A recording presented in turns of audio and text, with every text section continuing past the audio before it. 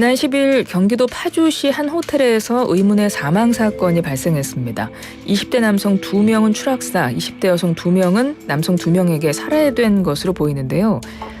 남성들이 범행을 계획적으로 준비한 정황이 드러나고 있지만 여전히 풀리지 않는 의문점들이 많습니다. 파주 살인사건의 미스터리, 배상은 프로파일러 전화 연결해 이야기 나누어 보겠습니다. 프로파일러님 안녕하세요. 네, 안녕하세요. 우선 네 사람이 만난 건 지난 8일이라고 하는데요. 만남에서부터 사망까지 밝혀진 사건 개요 먼저 설명해 주시겠어요? 글쎄요, 만남이란 표현은 좀 적절하지 않고요. 네. 왜냐하면 남자 2명은 가해자고 여성 2명은 피해자분인 거고 남성 가해자 둘이 피해자 2분을 유인한 거라는 표현이 적절할 것 같습니다. 네, 네. 8일 날 남성 가해자 둘이 지금 알려진 바로 23살, 24살짜리들인데 파주에 있는 21층 맨 꼭대기층입니다.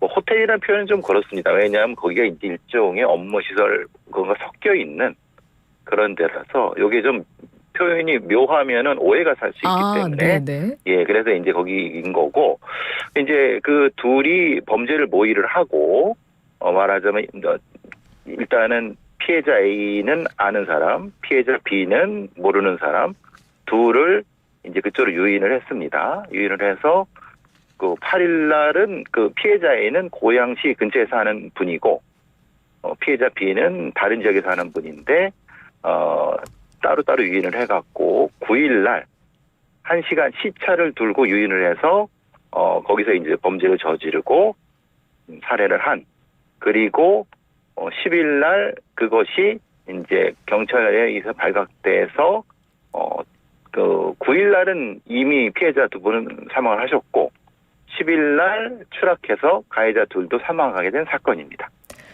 피해자와 가해자로 보이는 사람들이 모두 사망했기 때문에 현장에서 나온 도구라든가 뭐 시신 상태 등을 통해서 사건을 파악해야 하는 건데요. 어떤 상황을 짐작해 볼 수 있을까요?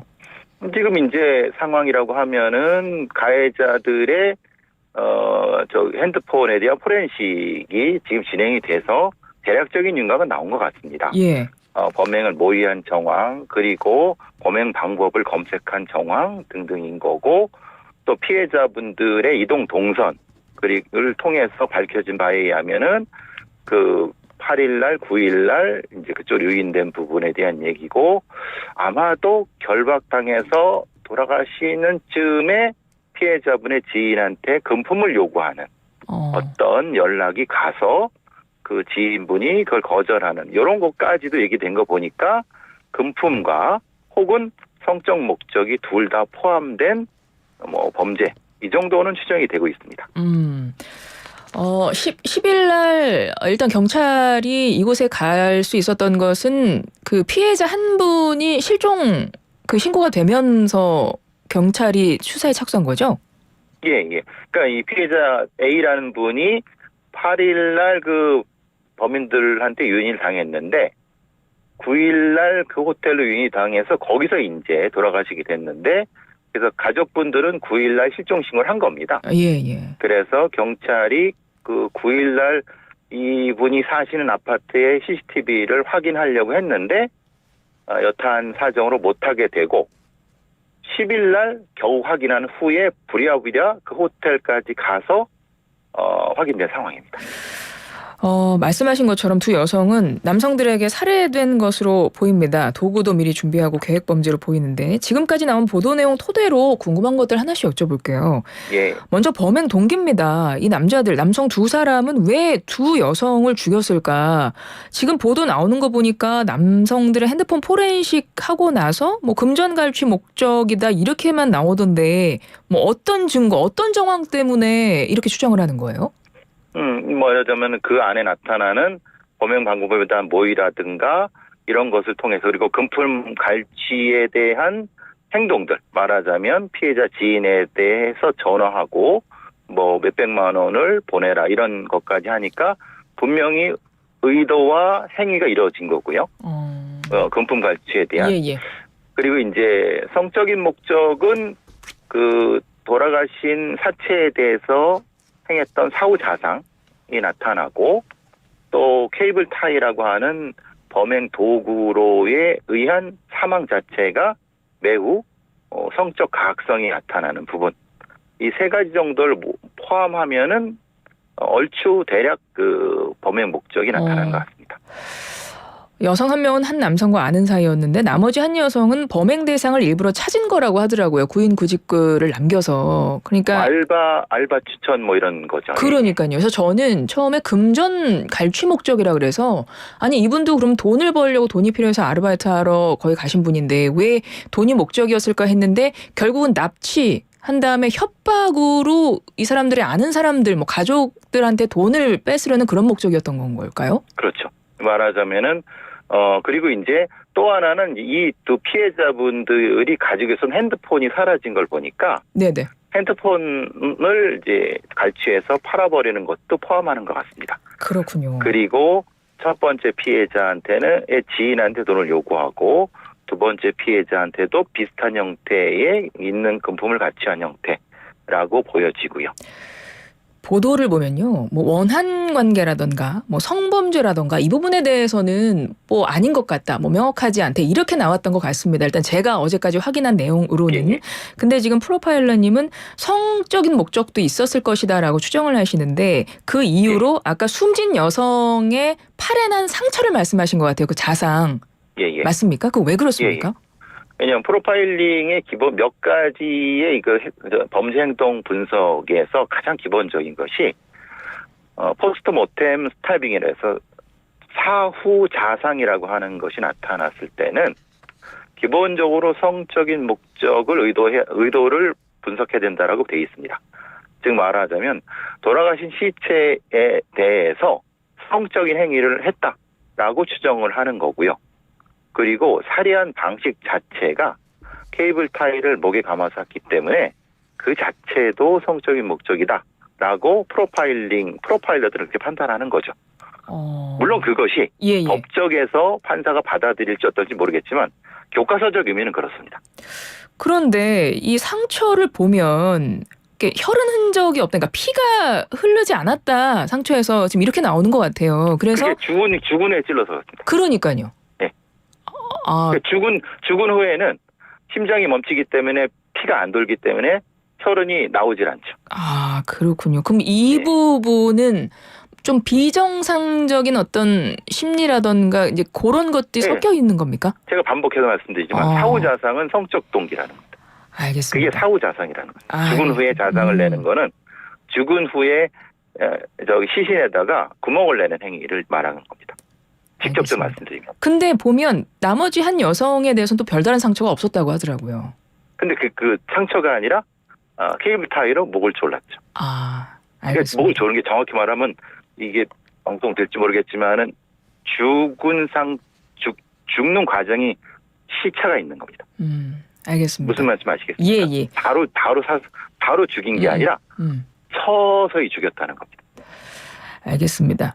일단 두 남성 추락사했습니다. 그러니까 실종 여성 찾기 위해서 경찰들이 남성이 있는 곳에 갔고 1층에 CCTV 보러 간 사이에 지금 두 남성은 추락사한 걸로 보이는데 이거 뭐 도망가려고 뛰어내린 걸까요? 지금 이게 그래서 논란이 되는 것은 그겁니다. 정확히 표현해야 된다. 그러니까 처음에 경찰은 아무런 생각 없이 투신이라는 표현을 썼거든요. 예. 국립국어원의 투신이라는 표현은요. 자살이라는 의미입니다. 직접 그렇죠? 몸을 던지는 의미로 보통 해석을 하니까요. 자기가 의지를 가진 거죠. 그런데 그걸 증명할 방법이 없습니다. 그리고 그게 어떤 증거도 없습니다. 그러니까 예를 들면 이런 거죠. 도망가려다가 떨어졌을 수도 있는 거고 말 그대로 두려워서 자식 자살했을 수도 있는 건데 경찰은 그냥 투신이라 해버리니까 사건의 전체적인 흐름이 왜곡돼 버리는 겁니다. 그러니까 처음에는 아무런 증거가 없을 때는 추락사라고 표현하는 게 맞는 거고 거기에 이제 뭐 자기가 가해자들이 유서를 써놨다든가 뭔가 내가 뭐 여기에 이 사람 죽인 것 때문에 뭐가 있어서 죽었다 이런 게 나타나면 투신이라는 표현을 쓰는 게 맞죠. 이 부분은 사실 명확히 해야 되는 부분인 거고 왜 그 호텔이 아니라 다른 시설이고 21층이라는 말씀 드렸냐면 그 구조 자체가 그럴 수 있기 때문에 그 말씀 드린 겁니다. 다른 걸로 이동할 수 있기 때문에 그런 말씀 드린 겁니다. 다른 곳으로 이동이요? 이동 중에 떨어졌을 수 있다는 겁니다. 아, 네네네. 예. 네. 그래서 제가 계속 그걸 정확히 표현해야 된다. 공간을 말씀드린 겁니다. 알겠습니다. 이게 앞으로 수사는 어떻게 진행될까도 봐야 되는데 피해 여성들 휴대폰 사라졌다고 하잖아요. 이 휴대폰도 빨리 찾아야 되는 거 아닌가요? 근데 만약에 이제 보통 그런 고가 휴대폰은요, 반나절 만에 중국으로 갑니다. 그러니까 그냥 200만 원, 100만 원, 200만 원 되는 거는요, 바로 업자들에서 날아갑니다. 그러니까 경찰은 아마 그걸 찾을 겁니다. 동선을 찾아갖고. 네네.